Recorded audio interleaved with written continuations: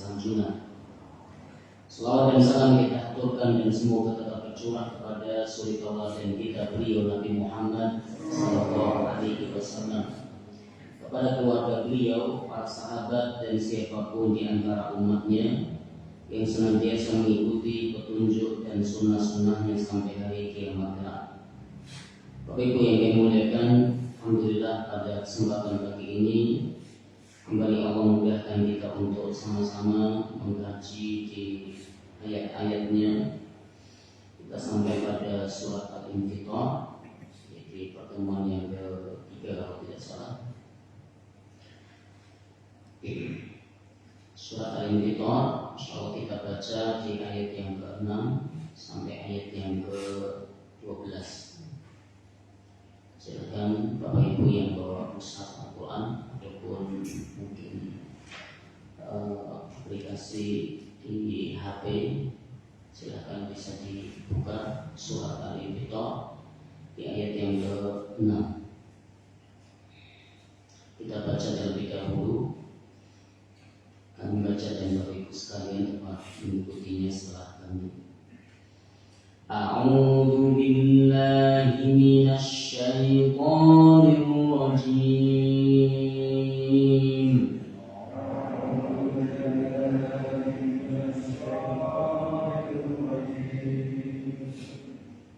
Ya ayyuhal insanu ma gharraka bi rabbikal karim.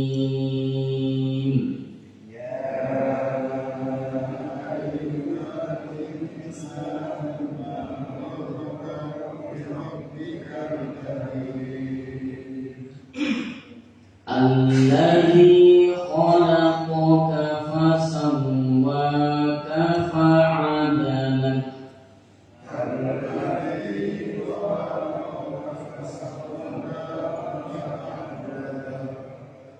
Fi ayyi suratin ma syaa rakkabak.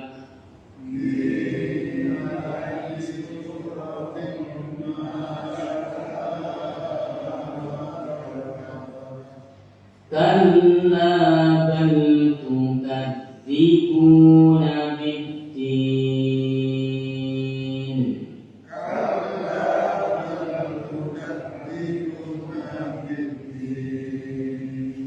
Wa inna 'alaikum lahafidhin.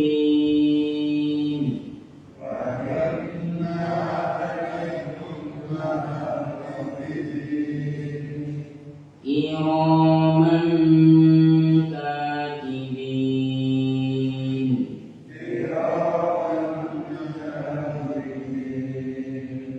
Ya'lamuna ma taf'alun.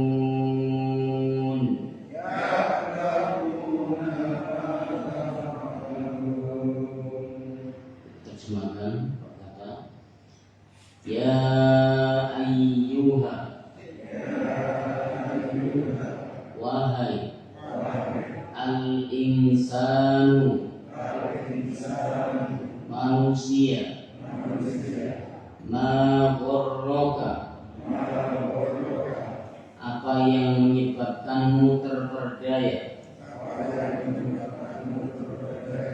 bi rabbika, untuk durhaka kepada Rabbmu,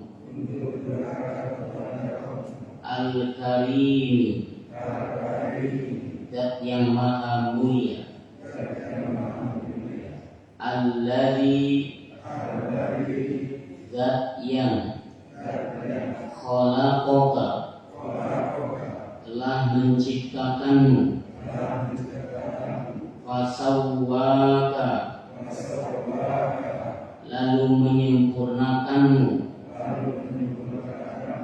fa'adala, lalu menjadikanmu seimbang, fi ayyi suratin, dalam bentuk apa saja, masya'a, apa yang dia kehendaki, rokkaba, dia menyusun tubuhmu, Allah sekali-kali tidak begitu, bal bahkan tukadzibuna, kalian mendustakan, biddin, hari pembalasan, wa inna, dan sesungguhnya, alaikum, bagi kalian, lahafidina, sungguh ada malaikat-malaikat yang menjaga, kiraman, yang mulia, katibina, yang selalu mencatat, ya'lamuna, mereka mengetahui, ma, apa yang, taf'aluna, kalian kerjakan. Bapak Ibu sekalian yang dimuliakan oleh Allah Subhanahu wa taala, pada pertemuan yang lalu kita bahas di ayat yang ke-6, ya ayyuhal insanu ma gharraka bi rabbikal karim, wahai manusia, apa yang menyebabkanmu terperdaya sehingga kamu durhaka kepada Rabbmu yang maha mulia. Ayat ini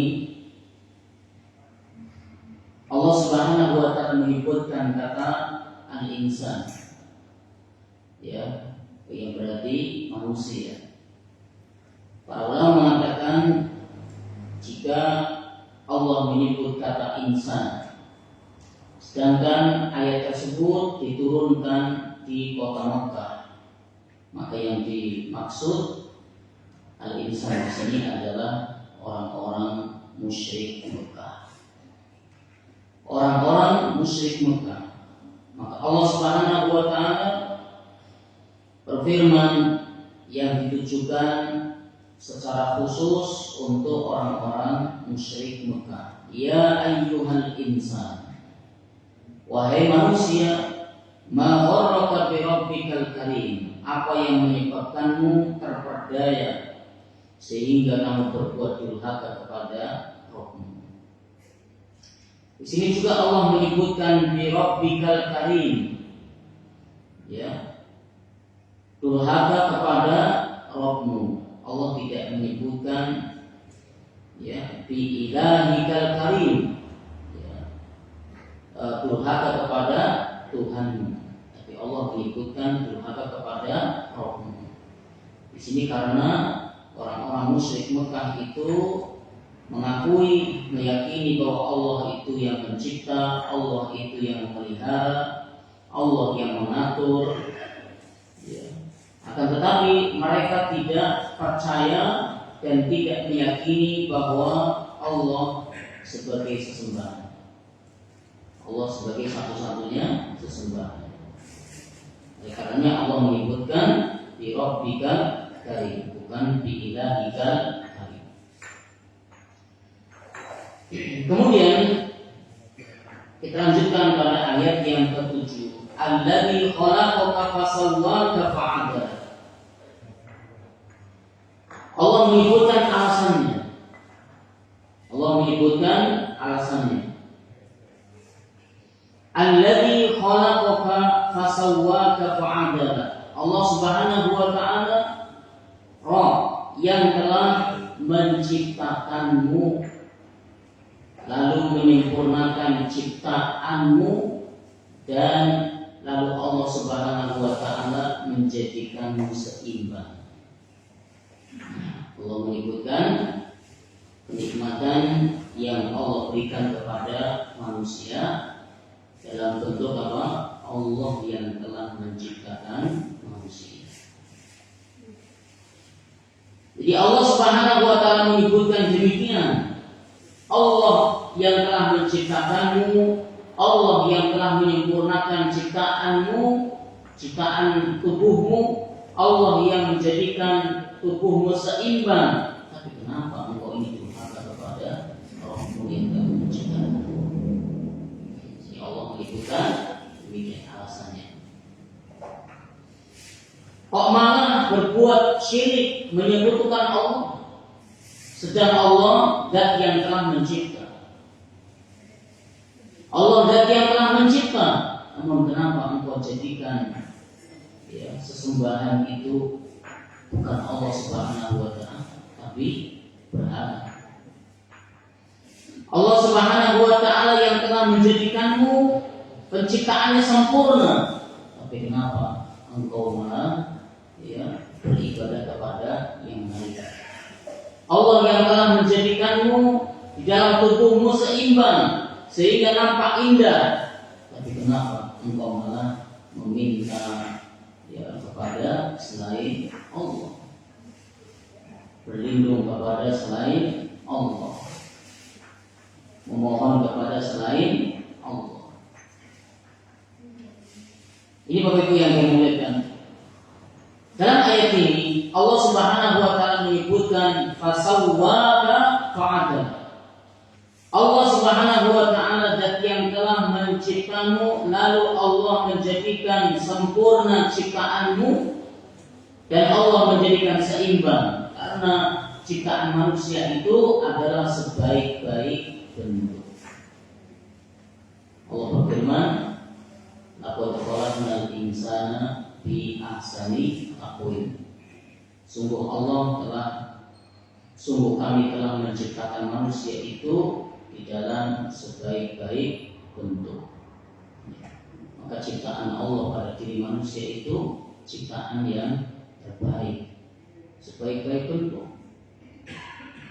Coba kita lihat Allah menciptakan makhluk yang lain, binatang misalnya. Di antara mereka ada yang berjalan di atas dua kaki, namun tidak ada yang lurus jalannya. Artinya tidak ada yang lurus badan tubuhnya, semuanya bengkok. Semuanya bengkok. Di antara mereka, di antara binatang-binatang, hewan-hewan, Allah ciptakan berdiri di atas atau berjalan di atas 4 kaki. Semuanya tidak ada yang berdiri tegak lurus badannya sebagaimana manusia. Katakanlah, ada apa itu monyet misalnya. Tapi Allah ciptakan monyet, demikian bentuknya, tetap jalannya itu membungkuk seperti ini. Sampai kapanpun monyet itu tetap membungkuk jalannya, karena Allah ciptakan demikian dan tidak akan berubah. Jadi menjadi dalil bahwa yang dikatakan oleh teori Darwin bahwa asal muasal manusia itu dari monyet itu keliru besar. Karena sampai kapanpun monyet di jalan seperti itu dan tidak akan berubah menjadi sebagaimana manusia. Jadi Allah Subhanahu wa taala sudah menciptakan manusia itu bentuk yang paling sempurna, bentuk yang paling sempurna. Dan Al-Quran sendiri yang menyebutkan fi ahsani taqwim, di dalam bentuk yang paling baik, yang paling sempurna. Dan Allah Subhanahu wa taala menyempurnakan ciptaan manusia fa'adalah, dan Allah menjadikan ciptaannya itu seimbang. Bayangkan Allah Subhanahu wa taala menjadikan organ tubuh yang ada pada diri manusia itu seimbang. Tidakkah kita berpikir kenapa Allah memberi kita 2 tangan, 2 mata, 2 telinga, 2 kaki, dan organ tubuh yang lain, semua itu Allah jadikan dalam rangka supaya bentuk manusia itu yang bentuk paling sempurna, dan supaya fungsi yang ada pada diri manusia itu berfungsi seimbang. Bapak Ibu yang dimuliakan, barangkali untuk mengetahui seperti apa kinerja, fungsi dan kinerja dari organ tubuh manusia, maka di dunia kedokteran yang lebih mengetahui, dan disitulah kita akan tahu bahwa betul-betul maha sempurna ciptaan Allah yang ada pada diri manusia. Dan hakikatnya ketika Allah menyebut ciptaan manusia adalah supaya kita berpikir. Oleh karenanya dalam Al-Quran banyak sekali Allah menyebutkan bagaimana proses penciptaan manusia. Apa hikmahnya? Supaya kita berpikir bahwa diri ini makhluk yang lemah, yang seyogianya kita meminta dan berlindung kepada Allah Subhanahu wa Ta'ala, supaya kita mengakui bahwa diri ini kalau bukan karena Allah maka tidak ada di muka bumi ini, sehingga diri ini meyakini dan menjadikan Allah Sang Pencipta sebagai satu-satunya zat yang berhak disembah dan diibadahi dengan benar. Oleh karenanya ketika Allah Subhanahu wa Ta'ala menyebutkan Alladzi khalaqaka fasawwaka fa'adala, Allah itu zat yang telah menciptakanmu, menyempurnakan ciptaannya, dan Allah menjadikan tubuhmu itu seimbang. Seakan-akan Allah ingin membukakan mata kita, hati kita. Allah sudah menciptakan kita dengan bentuk yang paling sempurna, dengan bentuk yang seimbang, sehingga fungsinya seimbang. Tapi kenapa engkau masih durhaka kepada Allah Subhanahu wa Ta'ala? Fi ayyi suratin ma syaa rakkaba. Lalu Allah menyebutkan berikutnya dalam penciptaan manusia, Allah Subhanahu wa Ta'ala menyebutkan fi ayyi suratin, dalam bentuk apa saja, ma syaa rakkaba, apa yang Allah kehendaki rakkaba di dalam menyusun tubuhmu. Maka tidak bisa dipungkiri bahwa Allah Subhanahu wa Ta'ala menjadikan rupa manusia itu semua berbeda. Semua rupa manusia itu berbeda. Walau mirip, walau ada yang mirip, namun tetap berbeda. Ya, Allah Subhanahu wa Ta'ala menjadikan demikian. Kulit tubuh manusia pun berbeda-beda. Ada kalanya ayahnya itu kulitnya hitam, ibunya kulitnya putih, anaknya ikut bapaknya kulitnya hitam. Ada kalanya ikut ibunya kulitnya putih. Ada kalanya yang agak unik lagi untuk kita, ibunya kulitnya putih, bapaknya kulitnya putih, anaknya kulitnya hitam. Kenapa? Oh, ternyata Allah jadikan anaknya itu nuruni kakeknya, nuruni pakdenya, nuruni pamannya. Itu Allah jadikan demikian. Hingga mungkin orang bingung, ini bapaknya ya kulitnya putih, ibunya juga kulitnya putih, tapi kenapa anaknya kulitnya hitam? Ini pernah terjadi di zaman Nabi Shallallahu Alaihi Wasallam. Pernah terjadi di zaman Nabi. Ya, bapaknya kulitnya putih, ibunya kulitnya putih. Kenapa anak lahir kulitnya hitam? Ini pernah sampai dilaporkan kepada Nabi Shallallahu Alaihi Wasallam. Kenapa bisa demikian? Ya, karena Allah menciptakan manusia itu fi ayyi suratin ma syaa rakkaba. Allah jadikan bentuk ya apa yang Allah kehendaki di dalam menyusun tubuh manusia. Tidak ada kalanya nggak mirip ibunya, nggak mirip bapaknya, tapi mirip kakeknya. Wajahnya pun demikian, nggak ada yang mirip. Ibunya nggak mirip, bapaknya nggak mirip juga. Ini mirip kakeknya. Kakeknya sudah nggak ada. Ini mirip paman, ini mirip pakde. Begitu pula wajahnya, kulitnya, ya, bentuk rambutnya sama. Bapaknya tidak seperti ini rambutnya, lurus. Ibunya juga rambutnya lurus. Anaknya lahir rambutnya kriwil. Ini ikut siapa? Ini ada turunnya demikian. Ini Allah jadikan demikian Bapak Ibu yang mulia. Jadi fi ayyi suratin masya Allah. Bentuk apa dalam bentuk apa saja Allah Subhanahu wa taala dan yang berkehendak ya sesuai apa yang Allah kehendaki dalam menyusun tubuh manusia. Begitu pula Allah Subhanahu wa taala juga menjadikan sifat, ciri-ciri satu sama lain itu berbeda-beda. Satu sama lain berbeda-beda. Walaupun kita katakan ini anak kembar, ya lahirnya ini kembar. Jadi hamil ternyata ada 2 janin di dalam perutnya. Lahir 2 perempuan semua kembar. Sampai kita kesulitan untuk membedakan mana yang ini, mana A, mana B. Sulit. Tapi tetap setiap Allah menciptakan manusia pasti ada bedanya. Salah satu yang membedakan adalah sidik jari. Kenapa sidik jari itu semua manusia berbeda? Walau yang kembar semua manusia berbeda. Ini Allah Subhanahu wa taala menjadikan bentuk manusia itu sesuai apa yang Allah kehendaki. Dan begitu pula sifatnya. Di tengah sifat manusia yang sama, 2 orang mesti ada yang berbeda. Tergantung kehendak Allah Subhanahu wa taala. Lalu Allah Subhanahu wa taala menyebutkan kalla, sekali-kali tidak begitu, bal tukadzibuna biddin, bahkan kalian mendustakan hari pembalasan. Allah sudah menciptakan alasannya, ya ayyuhal insan, wahai sekalian manusia, ma gharraka bi rabbikal karim. Apa yang menjadikanmu terperdaya sehingga kamu ini durhaka kepada Rabbmu, padahal Allah dat yang telah menciptakanmu, menyempurnakan ciptaanmu dan menjadikan tubuhmu seimbang.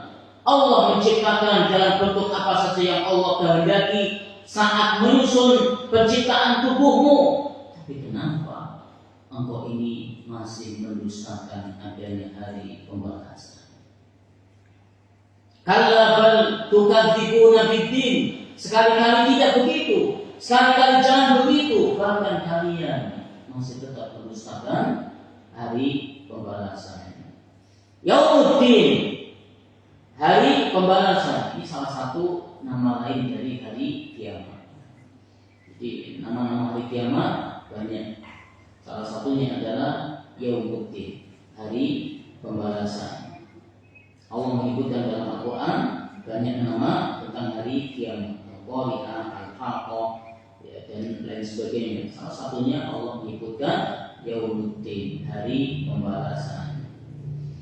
Sebagai ulama mengatakan, ya, untuk membuktikan bahwa eksistensi daripada akhirat, ya, membuktikan bahwa kebenaran adanya hari pembalasan, Allah Subhanahu wa taala menjadikan manusia itu berbeda-beda jenisnya. Berbeda-beda jenisnya. Allah menjadikan manusia itu berbeda-beda nasibnya. Allah Subhanahu wa taala menjadikan manusia itu berbeda-beda sifat dan karakternya. Allah menjadikan manusia itu berbeda-beda amalnya. Allah jadikan manusia ada yang laki-laki, ada yang perempuan. Allah jadikan manusia beda-beda nasibnya. Ada yang kaya, ada yang miskin. Ada yang punya harta banyak, ada yang punya harta sedikit. Ada yang punya harta pas-pasan. Allah jadikan manusia ada yang memiliki tanah banyak, ada yang memiliki rumah banyak, ada yang memiliki kendaraan lebih dari 1. Ya, ada yang memiliki kekayaan-kekayaan yang lain. Ini nasibnya beda-beda. Allah juga menjadikan sifat manusia berbeda-beda. Hingga perbuatan manusia berbeda-beda. Ada yang hobinya mendolimi orang, ada yang hobinya ghibah ngerasani orang, ada yang hobinya itu suka mencela orang, ada yang hobinya itu suka mencaci maki orang, ada yang hobinya itu suka mengungkit-ungkit pemberian. Artinya ada yang hobinya suka memberi, tapi ada juga yang hobinya suka memberi, suka ngasih, lumo, gampang bantu, gampang nolong. Pertanyaannya, apakah saat Allah menjadikan jenis manusia beda-beda, nasib manusia beda-beda, sifat manusia beda-beda, karakter manusia beda-beda, perbuatan manusia beda-beda, apakah setelah kematian lalu kemudian binasa begitu saja, tidak ada hari pembalasan? Maka jawabannya sangat tidak mungkin. Mesti akan ada ditegakkannya hari pembalasan. Mana tadi yang punya sifat baik, mana yang tidak, mana yang punya karakter baik, mana yang punya karakter sebaliknya, mana yang punya memberi orang, mana yang suka memberi. Itu pun semua akan mendapatkan balasan yang setimpal.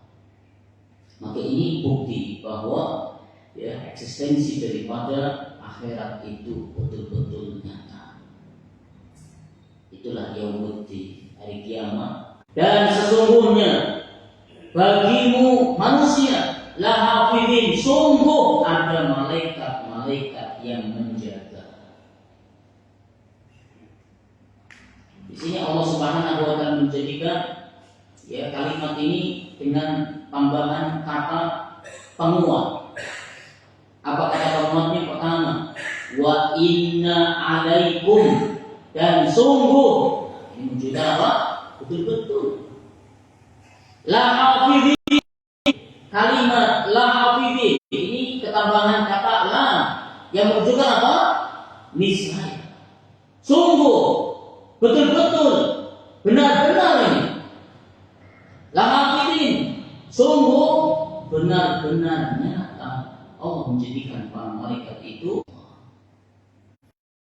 Malaikat ini sifatnya mulia di sisi Allah, di mana malaikat ini makhluk yang Allah Subhanahu wa taala ciptakan, tidak pernah membangkang, tidak pernah membelot, tidak pernah menentang, namun sebaliknya taat dan patuh kepada perintah Rabbnya, selalu beribadah kepada Allah Subhanahu wa taala, selalu tunduk, selalu taat, selalu patuh semua perintah Allah Subhanahu wa taala, dan tidak pernah membangkang. Itulah malaikat. Makanya disifati apa? Kiraman. Malaikat itu yang punya sifat mulia di sisi Allah Subhanahu wa taala.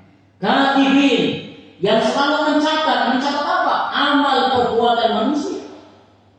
Amal perbuatan manusia. Maka seluruh apa yang dilakukan oleh kita, baik buruk, itu semua akan tercatat oleh malaikat. Bukankah Allah Subhanahu wa taala berfirman, "Ma yalfidu min qaulin illa ladaihi raqibun atid." Tidaklah suatu ucapan pun kecuali pada dirinya ada malaikat raqibun yang memiliki sifat selalu dekat, selalu menyertai kita. Atidun yang selalu mencatat. Jadi di sini dalam ayat ini Allah menyebutkan raqibun atidun, sifat untuk malaikat yang menjaga masing-masing kita. Sifatnya raqib, selalu dekat, atid, selalu mencatat, berarti tidak luput dari catatan. Gak ada kok kemudian lupa, gak ada kok kemudian gak sempat, gak ada kok kemudian lalai, fredon, gak ada. Sifat malaikat Allah sebutkan atidun, selalu mencatat. Di sini raqib, atid itu bukan nama malaikat, bukan nama malaikat, melainkan sifat. Sifat malaikat yang selalu menyertai kita. Itu sifatnya raqib, selalu dekat. Berarti selalu nih dekat dengan tubuh kita, dekat dengan jasad kita ini. Atidun yang selalu mencatat, tidak pernah lewat. Maka semua perbuatan kita yang baik, yang buruk, yang kecil, yang besar, semua pasti akan tercatat.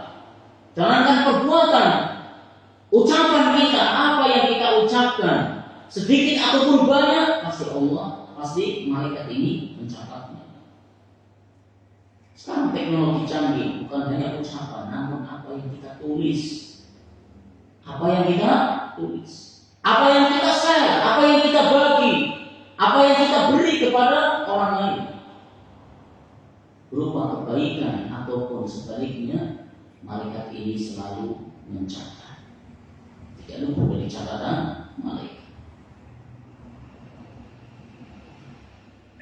Bapak Ibu yang kami muliakan, sebagian ulama menyebutkan ketika menafsiri ya ayyuhal insan ma gharraka bi rabbikal karim, wahai manusia, apa yang menyebabkanmu terperdaya sehingga kamu durhaka kepada Rabbmu. Ini kan makna khususnya tadi adalah manusia yang dimaksud orang-orang musyrik Mekah. Karena ayat ini berkaitan dengan diturunkan oleh Allah, berkaitan dengan orang-orang penduduk kota Mekah. Namun sebagian ulama, sebagian salaf dulu mengatakan ini juga tertuju kepada manusia-manusia yang muslim, yang beriman. Ya, yang beriman. Sebagaimana penjelasan Fudail bin Iyad rahimahullah taala ketika pernah ditanya oleh seseorang, "Lau aqamakallah, lau aqamakallahu ta'ala yaumal qiyamah baina yadayhi." Jika Allah Subhanahu wa taala menghadirkanmu ke hadapan Allah Subhanahu wa taala, faqala laka, kemudian Rabbmu bertanya kepadamu, "Ma gharraka bi rabbikal karim?" Apa yang telah menjadikanmu terperdaya sehingga engkau ini durhaka kepada Rabbmu? Maka pun katakan, apa yang kau katakan wahai Fudail bin Iyad?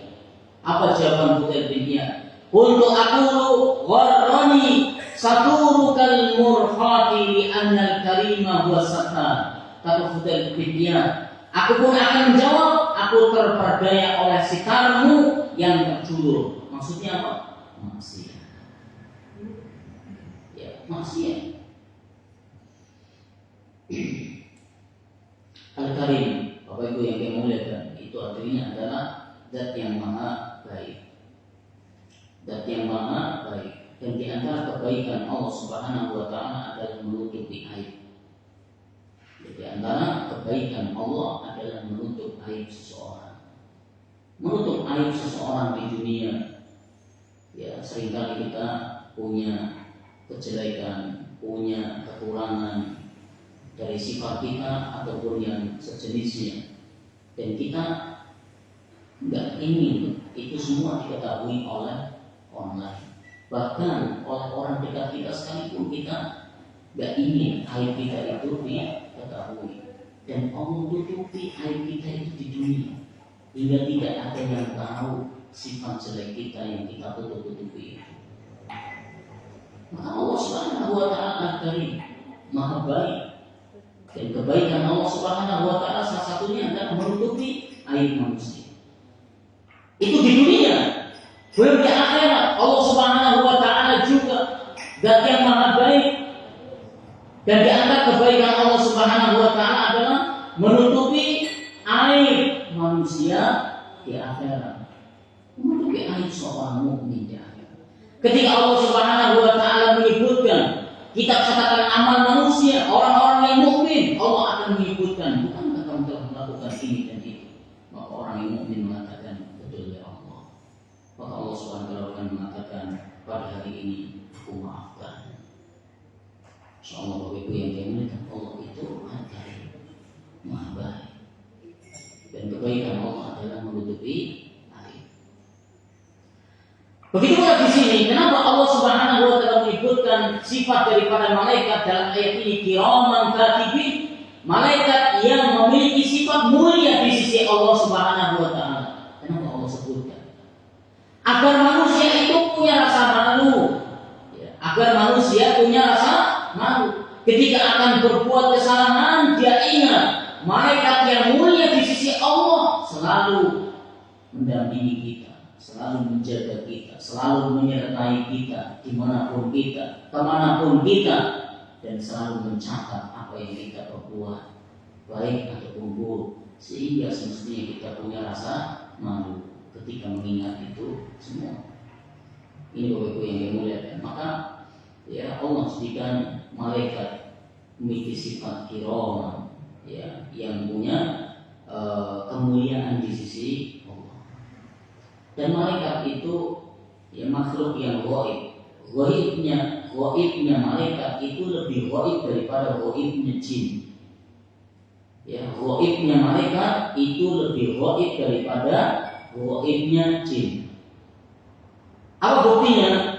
Terkadang ketika jin itu masuk ke dalam diri manusia, ketahuan.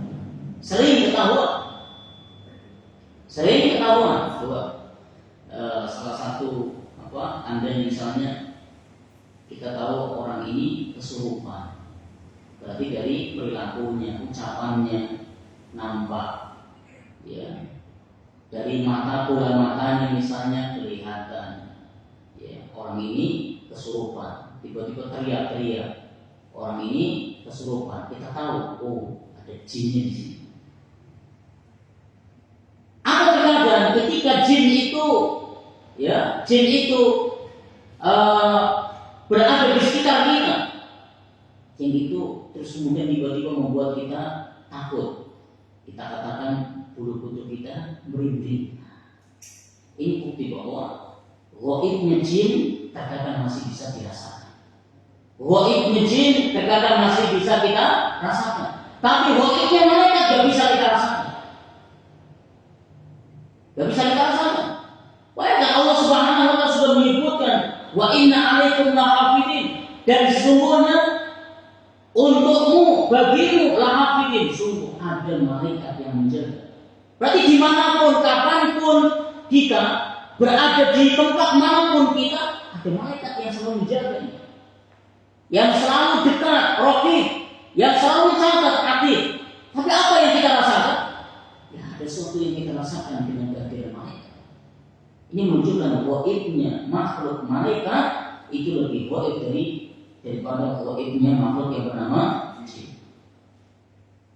Dan Allah Subhanahu wa Ta'ala menjadikan penciptaan malaikat ini luar biasa. Kemudian Allah Subhanahu wa Ta'ala pun berfirman, ya'lamuna ma taf'alun. Para malaikat itu mengetahui apa yang kalian perbuat. Jadi para malaikat ini diberi kemampuan oleh Allah Subhanahu wa Ta'ala untuk melihat apa? Melihat apa yang dilakukan oleh seorang hamba, melihat apa yang diucap oleh seorang hamba. Ya, oleh karena itu Bapak Ibu yang dimuliakan, jika hati itu tergerak untuk bermaksiat, ditambah lagi sedang berada di tempat yang tersembunyi, maka para malaikat itu pun tahu sedang apa kita, apa yang kita perbuat. Maka ingat selalu bahwa malaikat itu selalu dekat, selalu mencatat. Makanya Allah Subhanahu wa Ta'ala, Nabi SAW menyebutkan ketika ditanya tentang ihsan, apa itu ihsan? Apa jawaban Nabi SAW? Ya, Nabi SAW menjawab, engkau beribadah seakan-akan melihatnya. Wa illam takun tarahu fa innahu yara. Dan jika engkau tidak mampu melihatnya, maka yakinlah sesungguhnya Allah itu melihatnya. Jadi Bapak Ibu yang dimuliakan, Nabi SAW mengajarkan kepada kita dalam beribadah. Dalam beribadah itu seperti seakan-akan kita melihat Allah Subhanahu wa Ta'ala. Kalau kita tidak bisa melihatnya, maka jadilah yakinlah dalam diri ini bahwa Allah pasti melihat kita. Malaikat itu selalu mengawasi kita, selalu dekat dengan kita, selalu melihat apa yang kita lakukan, selalu mencatat apa yang kita perbuat. Maka ini seperti orang kerja di sebuah perusahaan. Orang kerja di sebuah perusahaan, dia sebagai pegawai punya atasan, dia sebagai karyawan dia punya atasan, pimpinan, direktur misalnya. Kita bandingkan antara kita saat bekerja kemudian di samping kita ini ada direktur yang duduk sebelah kita, melihat apa yang kita lakukan. Logikanya apa yang kira-kira kita, sikap kita saat kita sebelahnya ini, kita kerja sebelahnya dipanggongi sama pimpinan atau direktur. Maka jawabannya kita mesti bersungguh-sungguh, kita mesti berhati-hati, kita mesti betul-betul dalam bekerja, kita mesti semangat dalam bekerja, ngantuk pun kita paham. Karena apa? Kita tahu samping kita ini ditongkrongi sama pimpinan direktur. Jangan sampai ada cacat yang diketahui oleh sang pimpinan. Jangan sampai ada rasa malas yang diketahui oleh pimpinan sehingga kita dicap sebagai pegawai yang pemalas, karyawan yang pemalas. Itu yang kita lakukan mesti. Maka sama ketika kita beribadah kepada Allah Subhanahu wa taala, lalu kemudian kita merasakan seolah-olah kita melihatnya, itu demikian artinya kita akan beribadah itu sungguh-sungguh, kita akan amal soleh itu tenang, ya. Kita akan khusyuk, kita akan tumakninah. Yang kedua, beda juga dengan yang kedua. Sang direktur tidak ada di sebelah kita, tapi kita tahu bahwa sorotan CCTV dari 2 atau bahkan beberapa arah itu nyorot ke kita semua. Sedangkan layar, ya, monitor itu ada di ruangan direktur. Direktur duduknya memang beda ruangan, tapi bisa memantau setiap ruangan. Oh si A, oh si B, oh si C, bisa memantau apa yang kita rasakan saat itu, Bapak Ibu yang dimuliakan. Kita masih tetap merasakan bahwa kita ini selalu diawasi melalui apa? CCTV, dan direktur pimpinan selalu melihat bagaimana kondisi kita, kondisi ruang kerja kita, kondisi kinerja kita. Direktur tahu melalui CCTV, hanya tidak secara langsung. Ini mungkin akan menjadikan sikap kewaspadaan kita saat bekerja hingga kita bersungguh-sungguh. Tapi yakin tidak sesungguh-sungguh yang pertama, tidak sesungguh-sungguh yang pertama, tapi masih ada perasaan kita sungguh-sungguh yang bekerja. Maka itulah Bapak Ibu yang dimuliakan, di dalam kita berbuat, berucap, beraktivitas, maka hendaknya kita merasakan selalu diawasi oleh Allah Subhanahu wa taala. Kita selalu merasakan bahwa malaikat itu selalu berada di sebelah kita dimanapun kita berada, yang sifatnya dekat dan sifatnya selalu mencatat. Ini Bapak Ibu yang dimuliakan, mudah-mudahan sedikit ini menjadi ilmu yang bermanfaat. Wallahu a'lam bishawab. Ya, semoga apa yang kita pelajari bisa kita amalkan. Ya, sebelum kita akhiri, ada pertanyaan? Alhamdulillah, kita cukupkan sampai di sini. Kita akhiri dengan baca doa kafaratul majelis. Subhanallahumma bihamdika asyhadu an la ilaha illa anta astaghfiruka wa atubu ilaik. Wassalamualaikum warahmatullahi wabarakatuh. Sekali dulu waktu mengambil bicara akal belum office akan cuma pakai balik terus membawa harus